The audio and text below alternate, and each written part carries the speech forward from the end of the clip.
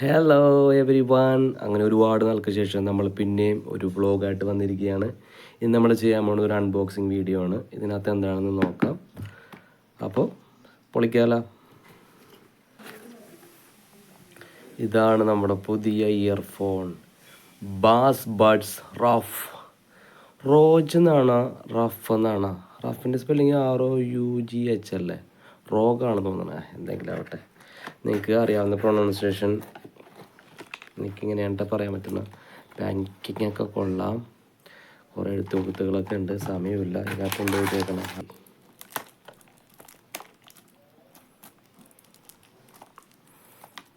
എന്നാൽ കത്രിക എടുക്കാം.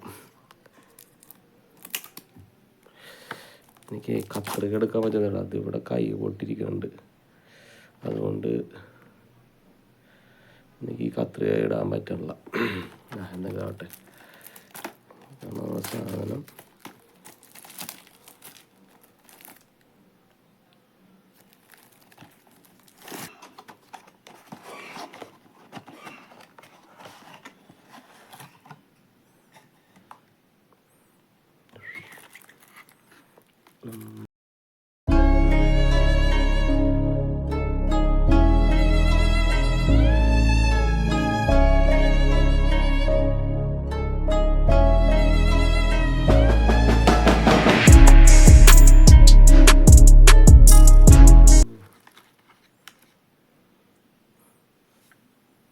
നല്ല മണമുണ്ട് കേട്ടോ, നല്ലൊരു മണം. ഇതൊക്കെ സാധനം കണ്ടിട്ട് ബ്ലാക്ക് പോലെ തോന്നുന്നുണ്ട്. ബ്ലാക്ക് അല്ല, ഒരു എന്താ പറയുക, ഒരു ബ്ലൂ ആണ് കേട്ടോ, നേവി ബ്ലൂ കളറാണ്.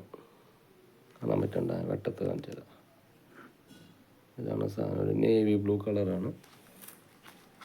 അതിൻ്റെ ഇയർഫോൺ വന്നിട്ടുണ്ട്. പിന്നെ ഇതിനകത്ത് ഇതിൻ്റെ ചാർജ് ചെയ്യാനുള്ള സാധനമാണ്.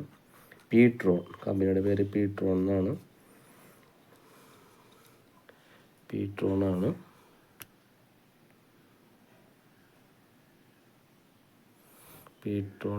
കമ്പനിയുടെ പേര്.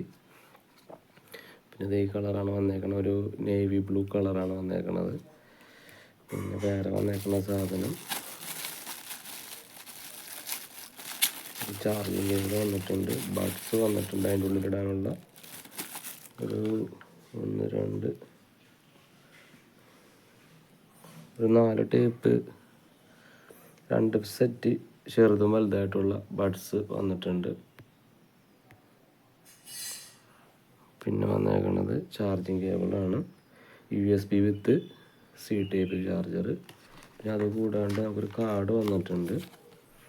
ഇതിനകത്ത് എന്താ എഴുതിയേക്കണത്, operation instruction, user buds scan QR code, fully charge for using the first time. Okay, അതായത് നമ്മൾ ആദ്യം ഉപയോഗിക്കണേക്കാളും മുന്നേ ചാർജ് ചെയ്യാൻ പറഞ്ഞിട്ടുണ്ട്.